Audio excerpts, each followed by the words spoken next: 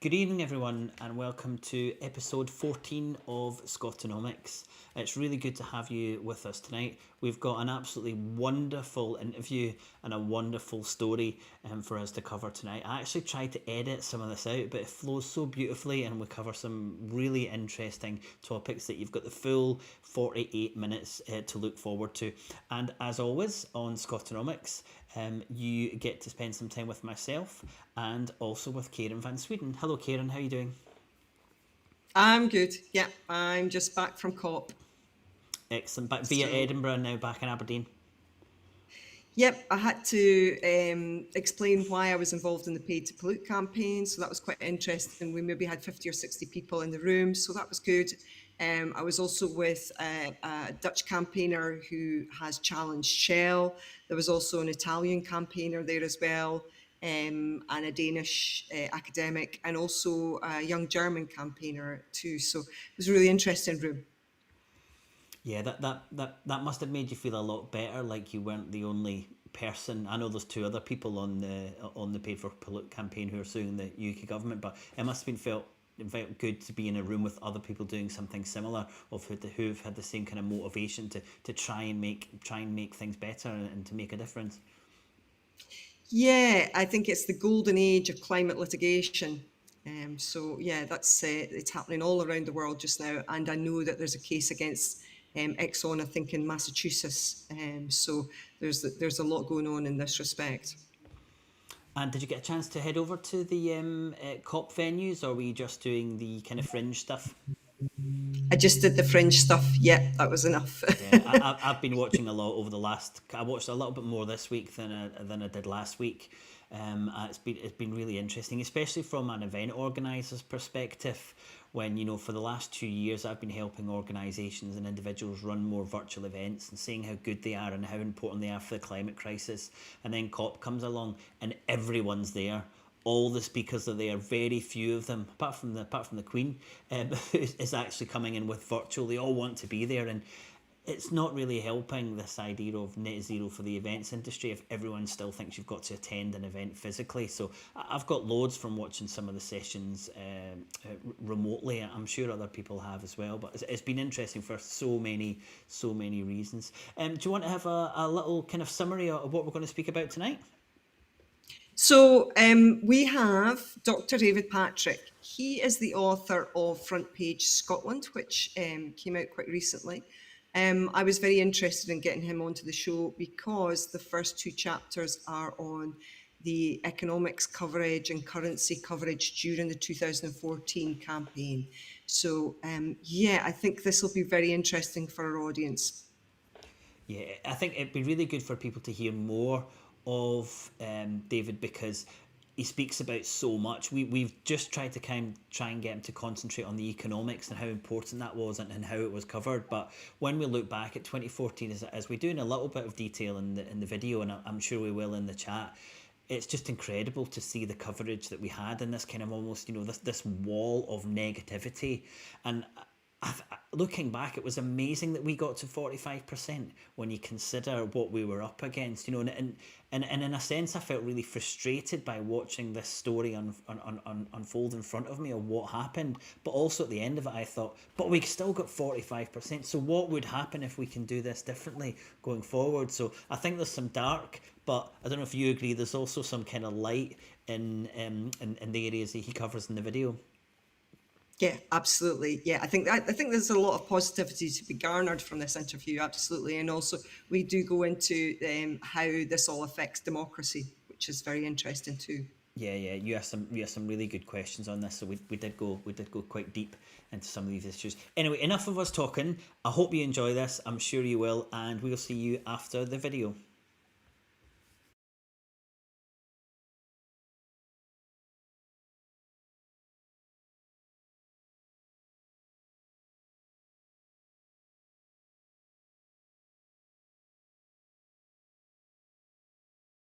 actually studying for my degree, and I had very little time to read the newspapers, which I do normally read them a lot. But I was picking up generally that there was a negativity about independence, or rather Scotland becoming an independent country. Would you say from your research that that was kind of the overall feeling?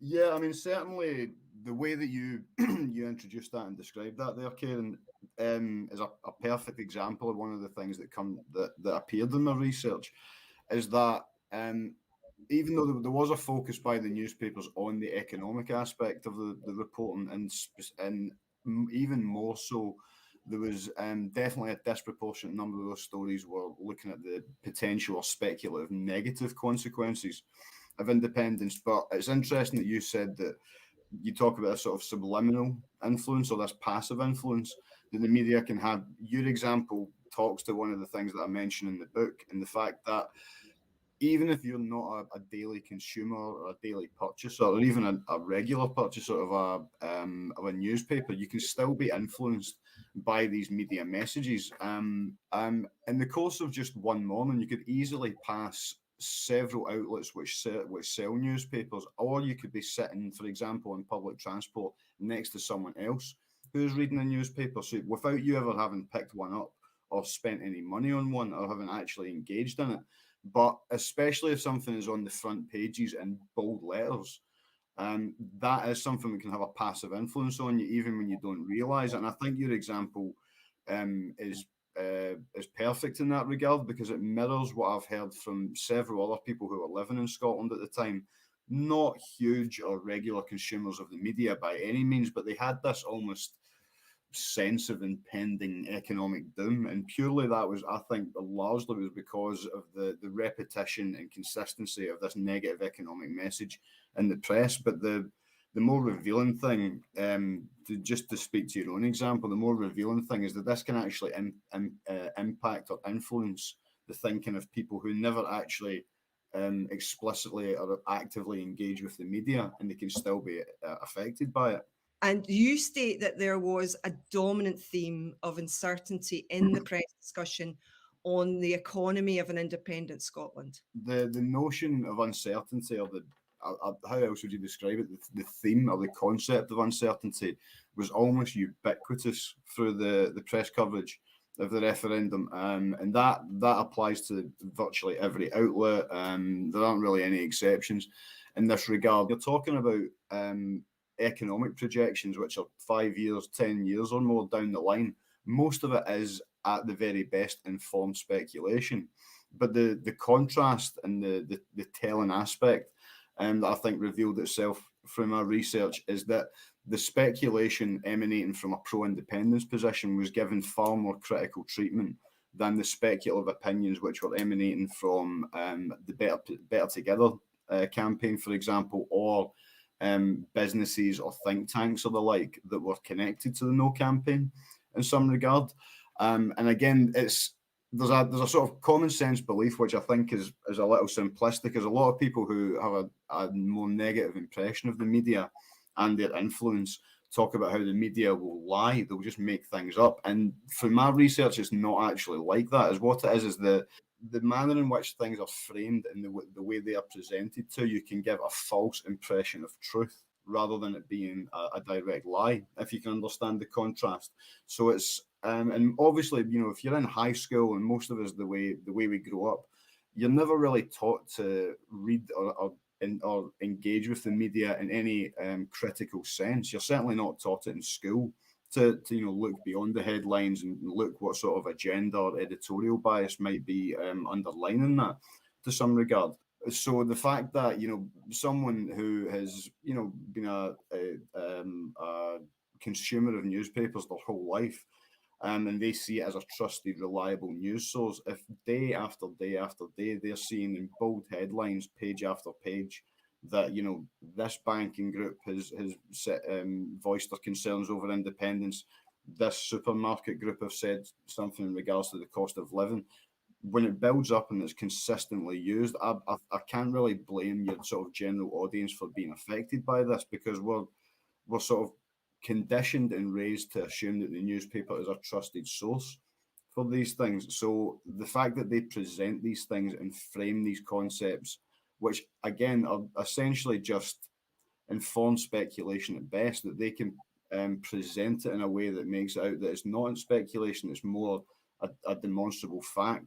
That's what can have a very negative impact, I think, on the general process and people's understanding of the economic debate. Yeah, I guess for the newspapers as well, it's important for them to have headlines that sell. The other thing that you observed as well, that there was a lot of there were a lot of names from the energy and banking industry being granted front page exposure. Do you think that was quite dominant? It didn't happen all the way through the process, but you did see it with a lot more regularity, especially in maybe the last 4 or 5 weeks leading up to the referendum, where again, the concerns of business groups like or economic entities like BP, Shell, John Lewis, these well-known names, their concerns over these future projections.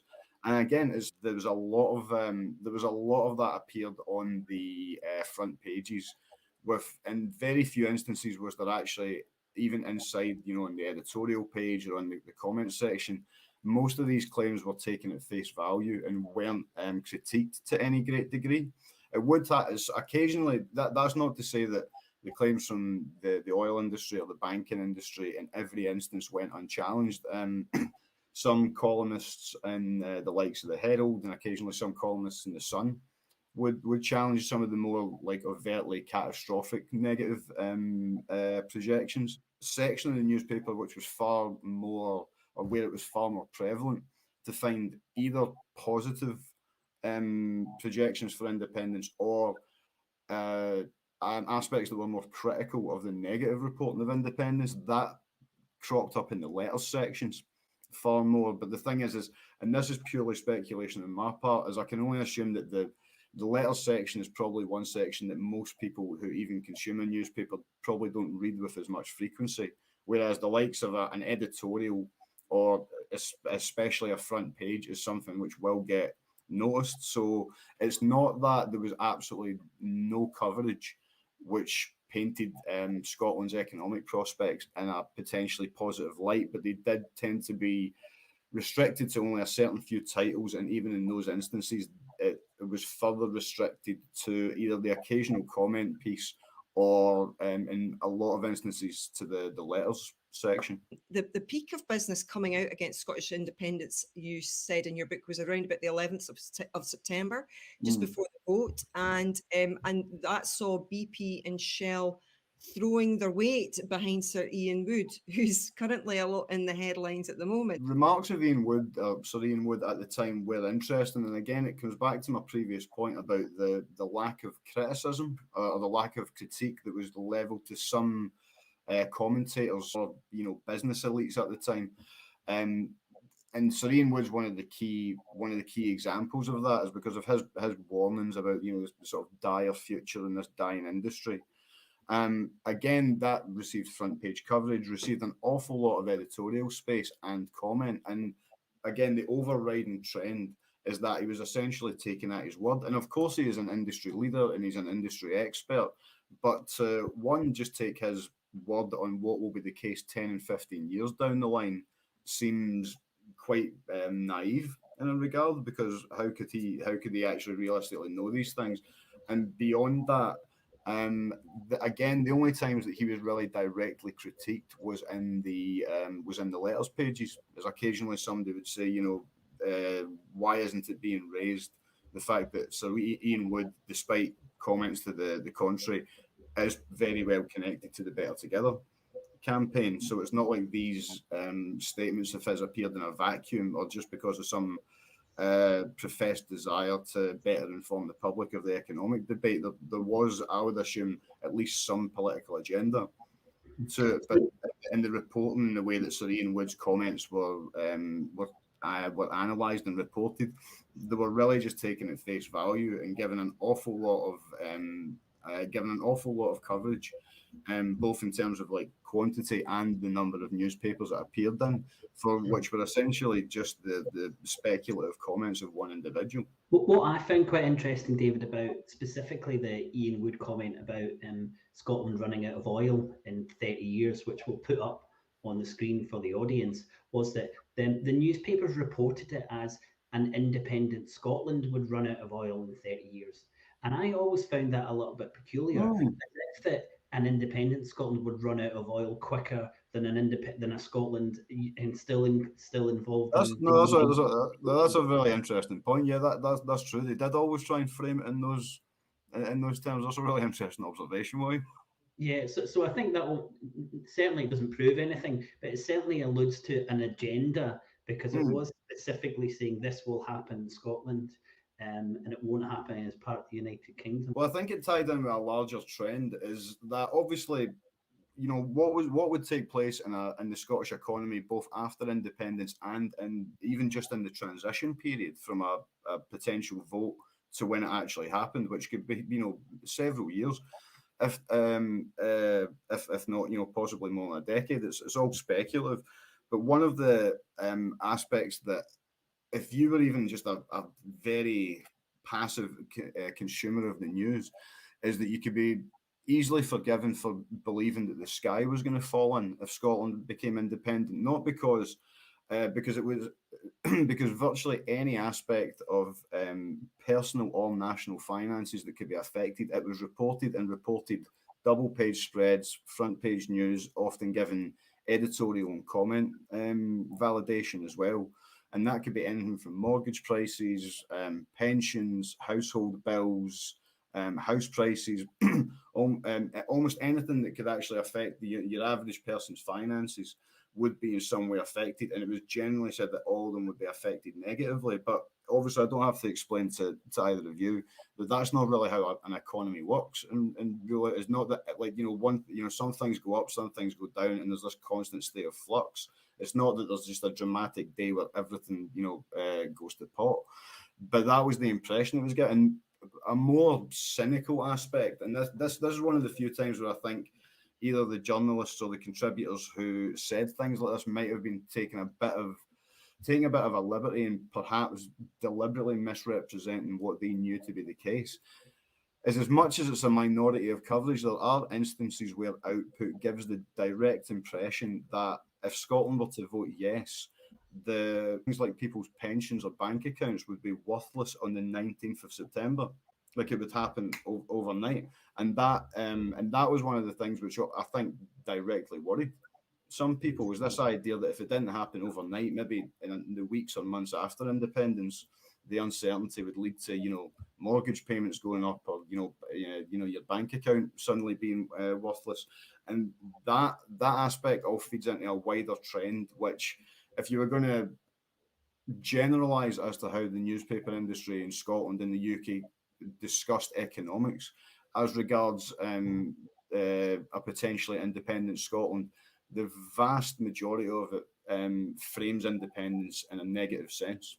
That is so interesting, because mortgages could have gone up, but they also could have come down with an independent Scotland. But what you're saying is there was never really any analysis at that kind of sunny uplands or the positive side. That's fascinating.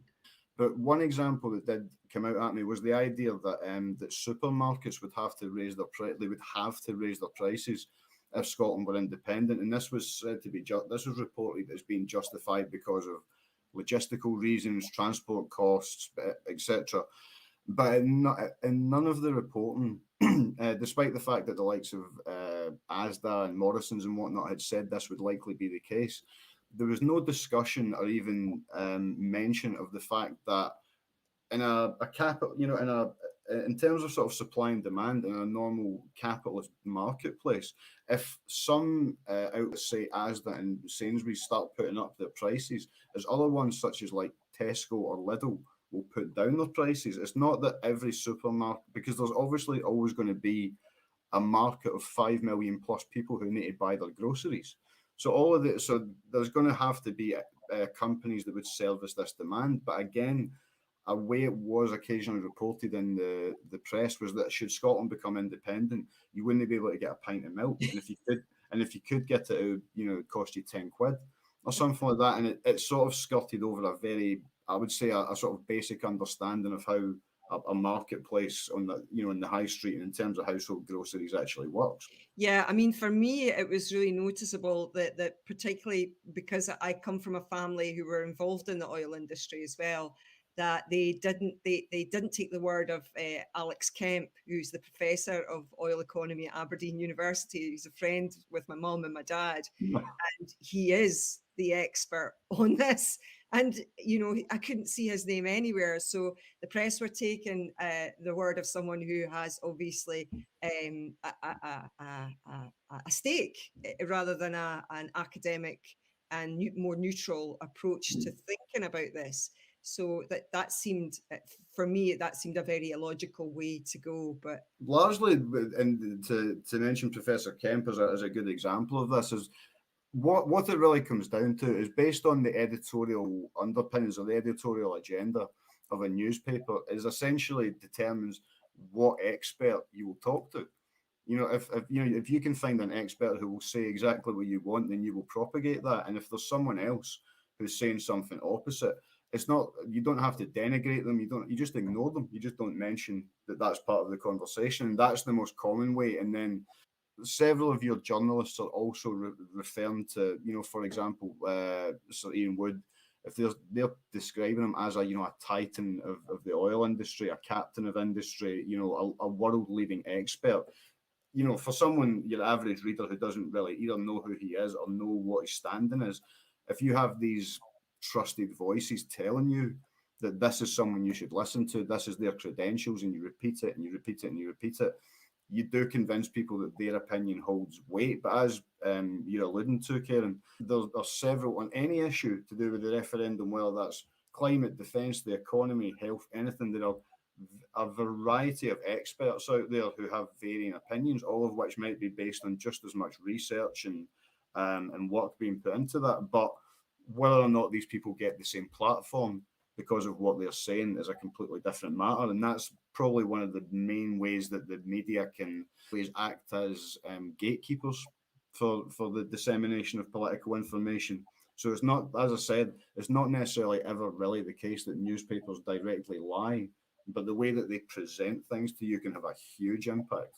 yeah, and I think that's got a wider influence as well over our democracy. I mean, for me, I really understood a couple of years ago that how people don't understand how our economic system works has a wide ranging effect on our democracy. So has this, obviously, as well. And I do despair at the lack of intellectual parity in the newspapers. I feel that they have actually a public duty to present some sort of intellectual parity, but obviously that's not the case. I think, what I worry about as well is that the papers that are ostensibly saying that they're left wing and the papers that they're saying the right wing are actually saying the same things, or they were on this issue, or that's what it seemed to be to me. Across the board, out of the 8 newspapers that informed this study, so that was the in each instance it was the Scottish version of these newspapers. So it was the Scottish Sun, the Daily Record, the Daily Mail, the Daily Express, the Times, the Telegraph, the Herald, and the Scotsman. So that's 8 separate newspaper outlets, and none of them were explicitly or overtly pro-independence. Obviously, the only example in Scotland at the time was the Sunday Herald, which came out, but that didn't inform the study. I didn't look at the Sunday newspapers. And out of as far as I remember, out of those 8 newspapers, the only one which didn't explicitly advise or encourage its readers to vote no, and it's as an explicit editorial column, was the Scottish Sun. So when you take sort of consensus, if you want to call it that, across right, left, English title, Scottish or UK title, Scottish title, no, you're completely right, but that has to have an impact on surely the terms of the democratic debate, because if most outlets, whether that be television is one thing, but in the newspaper industry, if most outlets are all saying the exact same editorial line, then that, I think, has to be to the detriment of the democratic process, because you're not getting as wide a variety of opinions and approaches as you could. So it means that, as you mentioned, there might not be a sort of intellectual parity there with the producers of news and with the consumers of news. And to go back, and I know it's slightly off the specifics of the economic question that you raised, Karen, but when you actually look at the press as a whole, and this might sound quite cynical, but when it comes to things like a referendum and where there's a certain a political agenda being pushed, is in several instances, especially in the news report sections of newspapers, a lot of reporting at the very best is turned some journalists into little more than stenographers for either political parties or political interests. Because when you read what counts as a news report, it's quite clearly based on a PR release by some politically connected group. And then you might get a couple of response quotes, and usually those response quotes further emphasize the framing of that, or further emphasize the agenda of that news report. And that, again, I think also undermines the democratic process, because it means that only certain groups have access to this particular soapbox, if you want to call it that. And in the example of 2014, those who were connected to Better Together obviously had far more avenues to disseminate their message than people who were associated with the Yes campaign.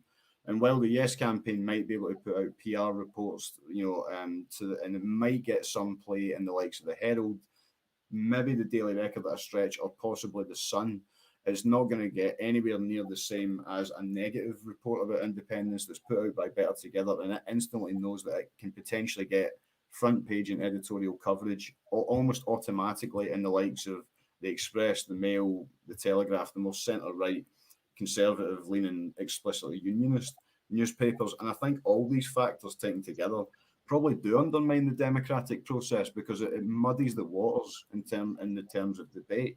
Whereas I agree with you, Karen, I think that to a degree the press probably should have some responsibility to inform the public in a balanced and way, in a way that's not impartial. But unfortunately, that's what the newspaper industry isn't bound by any such thing to stick to that, and they're not supposed to be impartial. And that's, in some ways, that's a selling point for some people. The renewables were hardly mentioned, and obviously this is a huge resource for Scotland, but the precarity of the oil supply was certainly mentioned a lot.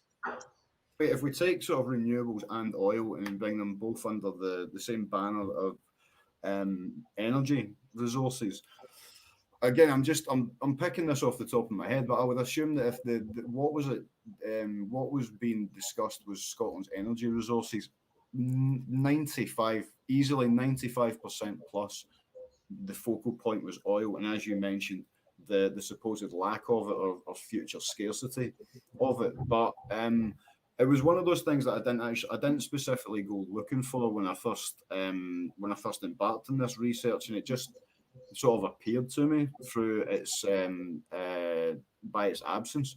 Really was, there's virtually no discussion of renewables whatsoever, whether that's wind power, tidal power. So this is a significant thing not to cover when you're talking about energy.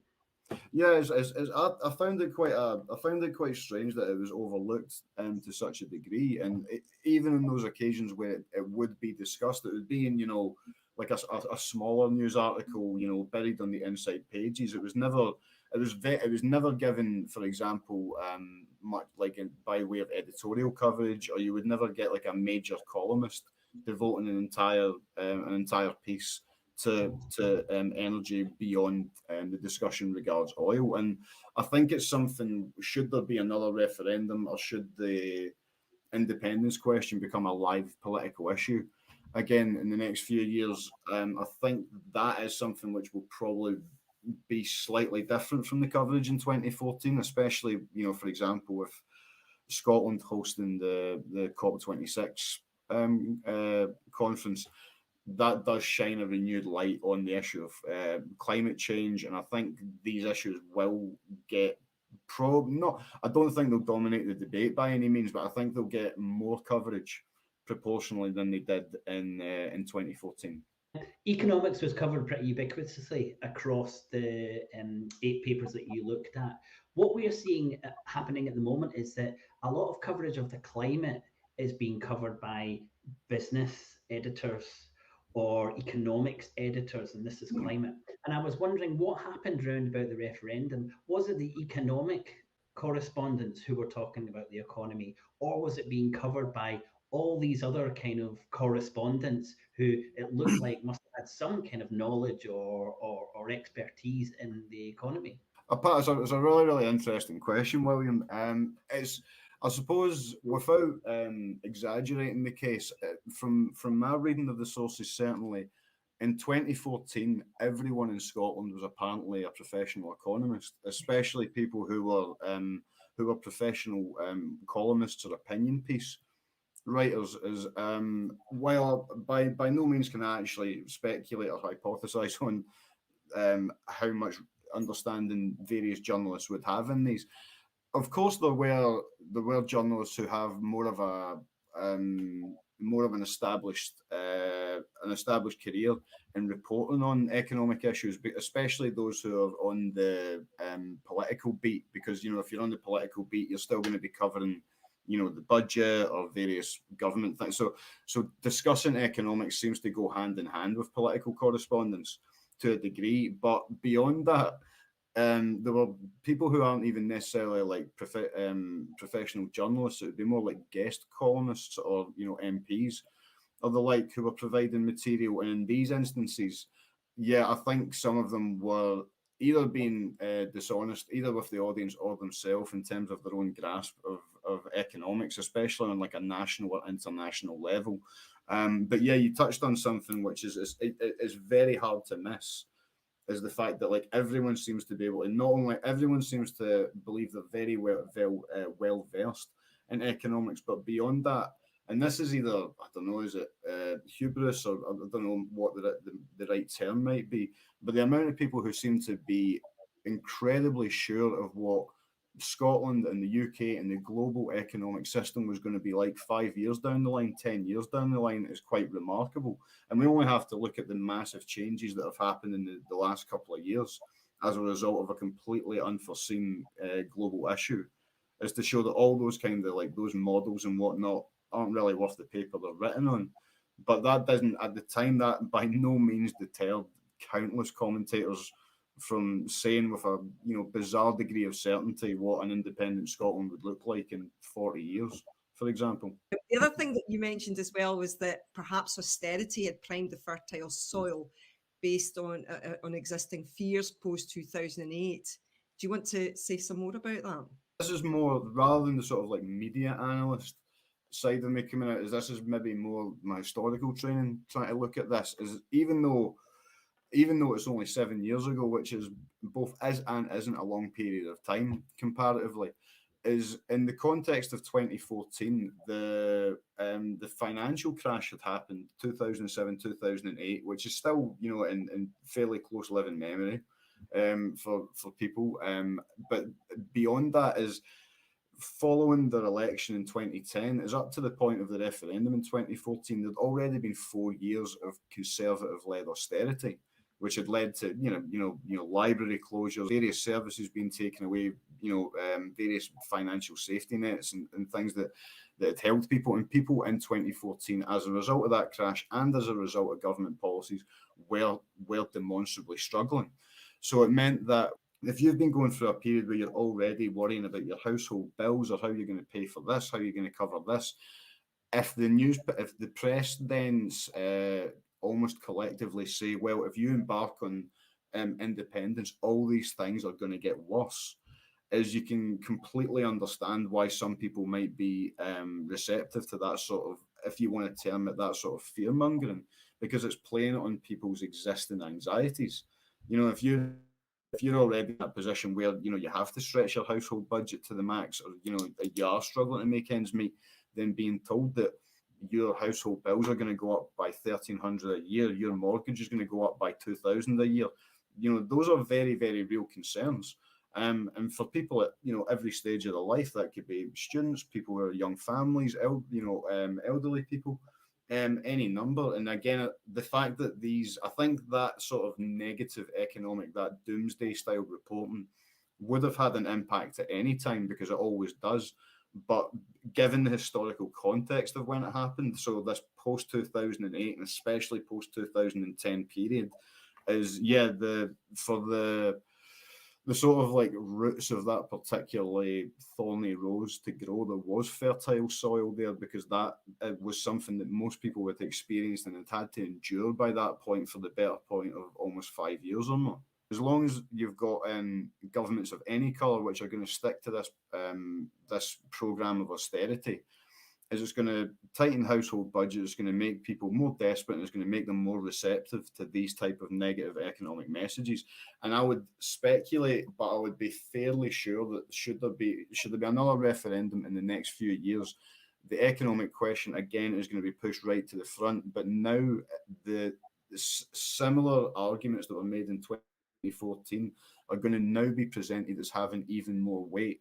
Because if the argument is that like Britain is in so much collective debt that Scotland can't afford to be independent, well, the UK is in infinitely more collective debt in 2021 than it was in 2014. So if people believed that argument or accepted that argument then, it's going to be more convincing to them now. And given, the various things that, like, it's public knowledge that the impact of the coronavirus pandemic and various things, having to fund the health service adequately to combat it, the furlough scheme, bounce back business loans, and various things, is this whole process has cost the UK a lot of money, and that is what a lot of people are aware of. So it means that should there be another referendum, that very simple but for some people frightening message of essentially Scotland simply can't afford independence because of recent history, that might be, I can almost guarantee that will be a dominant narrative factor. Should there be another referendum in the next few years, they'll link Scotland's poor economic prospects to the coronavirus pandemic. Well, I hope that me and William can do something to debunk that with this programme. And that's my hope and my prayer, I have to say, as a rampant atheist. But the other thing that you brought up as well was the underrepresentation of women within the debate. And the youth thought that really women's voices need to go up by a factor of 4 before the next referendum. In some instances, in some newspapers, that would be the case. And unfortunately, it's something I only managed to sort of glance over in the book, because I'd already written an article called it's called Who Writes the News, so you can find it in Scottish Affairs. It's free to find it, and yeah, looking at it, and most of that is on a purely statistical basis, so purely looking at who, quantifying how many news articles there was, comment pieces, letters, and then sub-quantifying that by the apparent gender of who wrote it. And in most instances, the discrepancy between male and female contributors is enormous. I mean, in some newspapers, like some newspapers especially, it's more pronounced in the more centre-right newspapers. So I don't know if that's because there's some sort of like ingrained boys culture or whatever someone could speculate on. But across the board, you're really looking at about maybe between 25 and 30% of all newspaper coverage is produced by women, which is hugely disproportionate given that women make up roughly 50% of the population. And I think that has to have an impact.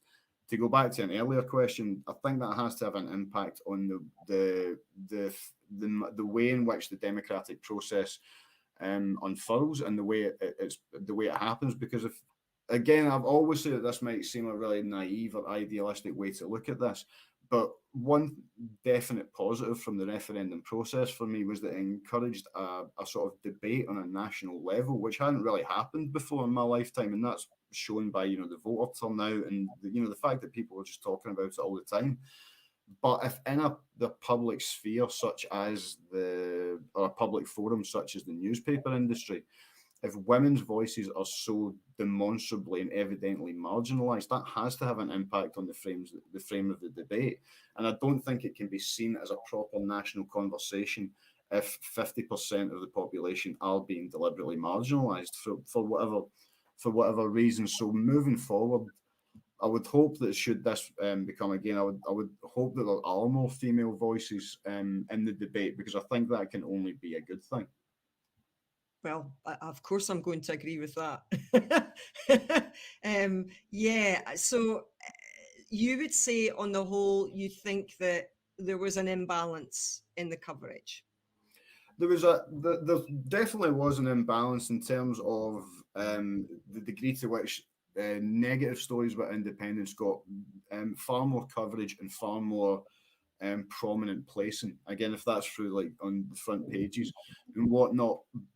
But an aspect of this to bear in mind is newspapers, as much as we spoke about this earlier, and we, you know, from an idealistic point of view, it's something which you would want the industry to aspire to or to achieve. There is nothing, you know, the newspaper industry is not under any obligation to be balanced. Right? If they want to be partisan, so long as they don't print outright lies, it's not out with their remit to do that. And so what I would, instead of wishing for this like utopia or this nirvana where the newspaper industry does uphold everything that we would want it to, and it's perfectly balanced and it's completely impartial, that isn't the reality we live in. And if I was going to give someone like advice on how to handle the media or how to interpret the media, is maybe not to reject it completely, but is to always be aware that the newspapers, far more so than, for example, television news, is they're allowed to be impartial. In fact, they're actually encouraged to be. Some of them, it's their business model. You know, you only have to look at the editorial line of the likes of the Daily Mail or the Daily Express as they cater to their audience. So newspapers, whilst not being encouraged to, they are by default, and the way the industry is now, they are impartial. So there might well be, of course, there is this huge imbalance in the report, and in the specific example we are talking about, there was a huge imbalance towards reporting, which you would say was more often than not more beneficial to one side of the debate. But that's to be expected, and it's certainly not something that's going to change dramatically should there be another referendum. But I would hope that some people might be, at the very least, a bit more aware of these impartialities, and by being so, perhaps be a bit more critical and self-aware of what they're reading and not just taking it at face value. I went through 2 referendum campaigns in a short period of time because I live in Catalonia, and I was here for the 2017 referendum. And looking at the media coverage of the referendum and the build up to the referendum in Scotland and to Catalonia was very different. And you know, you may be aware that the Catalan printed press is much more balanced, and there's a lot of publications which are in favour of Catalan independence. But the one striking difference that I wanted to bring up was in the context of economics. And even the pro keeping part of Spain newspapers would have never led with the idea that Catalonia could not survive or thrive as an independent country, because they tried this. They tried this at forums. They tried it in some of the papers and the TV programs, and they were just shouted or laughed off the screen, because the idea to a Catalan, even if you're pro-independence or pro-Spain, that Catalonia couldn't survive or thrive as an independent country was just seen as a completely impossible situation to start from, because they looked across Europe and saw smaller countries who had less resources, less population, doing really well. So it was just kind of straight away, it was closed off as an argument. And that meant that the conversation was much more about what type of economy would Catalonia have? How would it be? How would its relationship be with Europe? What would it do with taxation? How would it do with corporate governance? And what I found in Scotland is we never got to that level of conversation about what type of economy. We never got to speak about taxation, corporate governance, a well-being economy. We never got to that point because we were all having this false discussion about whether or not Scotland could do it or not. So that was my big observation from those 2 independence referendums. And I'm wondering, what can we do as not a pro-independence movement per se, but what can we do as a democracy to try and have much more conversation about the kind of economy that we can have, rather than this inability to run our own economy, should we be part of the United Kingdom or as an independent country? I think it has to start almost from a grassroots level. So that first you have to prepare people so that they know the basic things that you're talking about, so that they understand currency, so that they understand monetary exchange and just all the little building blocks that build up to an understanding of how a modern economic system works. Because if people don't have those type of things, the notion of like sort of like macroeconomics can actually be seem quite overwhelming and quite alienating. And because of that, if someone's overwhelmed by the concept of some sort of like economic model or economic or fiscal process, that might in turn make them more susceptible to the more negative style of reporting. Because if you don't really understand it, then if they just say you don't understand it, but trust me, you'll be worse off. If you don't really know any better, most people will probably err on the side of caution. Like if I don't know one way or another, but most of the sources are telling me that I'll be worse off, then if I don't have another reference point or the tools to challenge that, then you're far more likely to lean that way. There was a lot of coverage of the SNP not being too sure about what currency Scotland would have. How was that reported, and is there any way of looking at what kind of influence that had? In terms of as much as the wider economic debate, and whether that was, oil or how you fund the health service or pensions, any of these kinds of things, or even just household economics, without having quantified that, I would say the issue of currency was the defining economic issue as presented through the press. It was an ever present, but it became almost the sort of smoking gun, if you want to describe it as such, after the first televised debate between Alistair Darling and Alex Salmond, where Alex Salmond was largely adjudged to have not really given a particularly good account of himself, particularly on currency. And in the days after that, and in the weeks after that, which led up to the referendum, the lack of answers, or the supposed lack of answers, and the SNP's lack of sure-footedness on the currency issue really played into the hands of especially the more unionist press, because it allowed them, if it was presented that Salmond couldn't give a definitive or convincing answer on the issue of currency, then it was sort of presented that the whole house of cards begins to fall. Because if you can't get the issue of currency correct, then it was presented through the press, then anything else related to that, which is everything else in an economy, by necessity, also is on very, very shaky ground. And out of all the economic issues that were discussed, the issue of currency, like 100%, was the most dominant issue. And usually when it was discussed in negative terms, that either Scotland could have if Scotland had a currency union, it wouldn't actually be independent. Or another thing that happened with a fair degree of frequency was a sort of dismissive tone of what a potential independent Scotland's own new currency would be. There'd be references to it being, sort of a Panama pound, or people would say, "Oh, are they going back to are they going to the drachma or the Scottish grout?" And things like that. So instantly giving this impression that a Scottish currency even would instantly be worthless.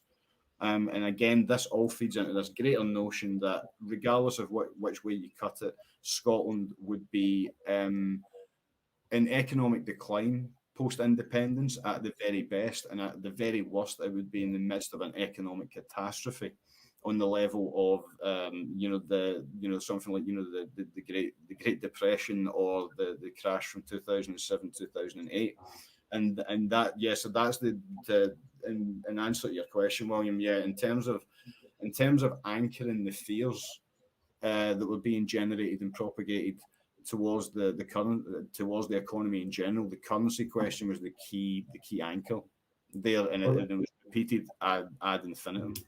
Well, there's such a lesson to be learned, isn't it? That if there is another referendum, in the next couple of years, the idea that we can go again with not having a really clear idea of what we are doing with the currency is going to undermine a referendum. It's a really important point.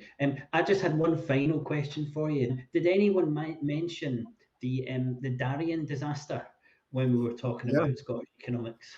Yeah, exactly. A nice contemporary reference for Inform in 2014 is that they did, and not by any means, you would have to go looking for it, but in a few instances, especially it came up in one or two comment pieces, but it especially turned up in on the letters pages would be, this idea.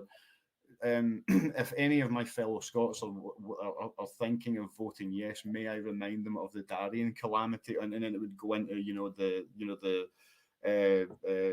colonists dying of malaria and whatnot, and it would go into like very kind of graphic detail of how essentially the idea that they wanted to present was if Scotland tries to go its own economically, it doesn't work out well.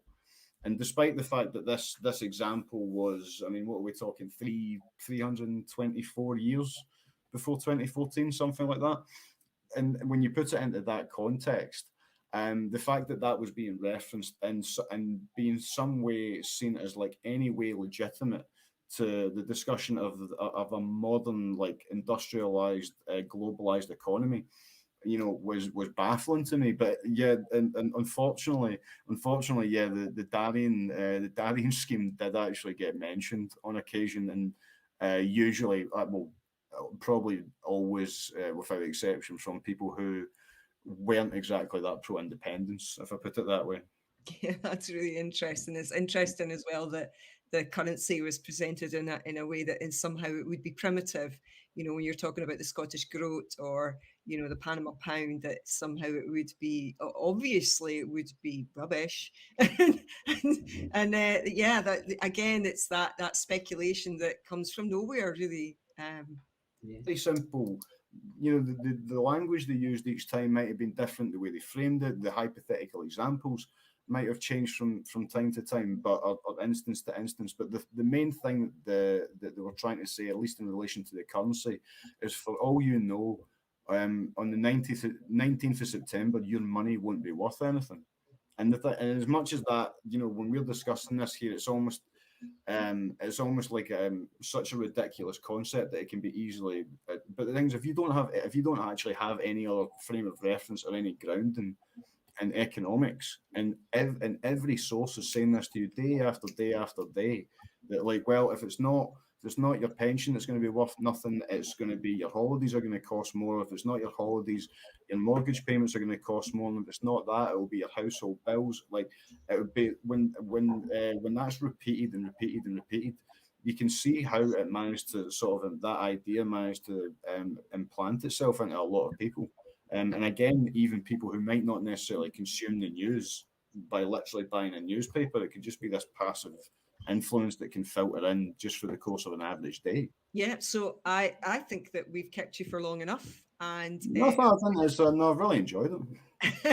well, it's great, yeah, because we have as well. It's been absolutely fascinating to go through what the press representation was at the time of the referendum, and to a certain extent how imbalanced it was, how for me really unscientific it was, unrepresentative in many ways, especially when you're talking about the imbalance between women's representation. That's really interesting.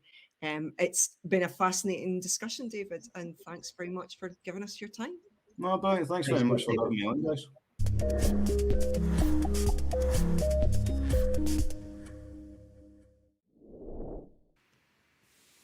Well, there you have it. Our comments were going off every few seconds on that, so it definitely resonated with a lot of the audience. What's your thoughts, Kairin, when you're looking back on that now? So really interesting. I think the first thing that he brings up as well is the theme of uncertainty was ubiquitous, and also that perhaps journalists were becoming nothing more than stenographers, and the mainstream media outlets also had their chosen and regularly used cheerleaders. So the coverage really didn't seem to have any kind of balance at all. So Yeah, that's a really important point. But as I mentioned in the video there, it didn't have balance, but it didn't have any depth. It seemed like such a superficial discussion on, the most important decision a country would ever make. The level of depth that we were given by our commentators was truly shocking. The level, we all know this, the level of conversations in pubs and cafes and homes across the country was so much more deeper than it was when we were watching the TV or listening to the radio or in the newspaper. And it'd be interesting to see if David thought that, because we didn't mention him about the depth, but it certainly seemed clear to me that there just wasn't that depth. Looking back now, can you believe we faced that kind of onslaught and managed to get through it? Yeah, as I said to David at the start of the interview, I mean, I was doing my degree in the middle of the referendum, which was frustrating for me because I would have really liked to have been much more involved. But, the enormity of what we were up against is really clear from this interview with David, I think. Yeah, absolutely. And looking ahead, it'd be interesting to see. And please do in the comments now, if any final comments before we finish, and let us know what you thought of the interview, your thoughts about the potential coverage in the next referendum, what we can do, how can we reframe the debate, and, I suppose, is it important that we lead on areas like currency and like pensions and like borders, or do we still have that very kind of reactive position and really struggling to get the coverage? Do we play the same game as we did in 2013 and 2014? That'd be great. That'd be great to hear from people. But yeah, we had loads of comments, so I'll just highlight a couple here.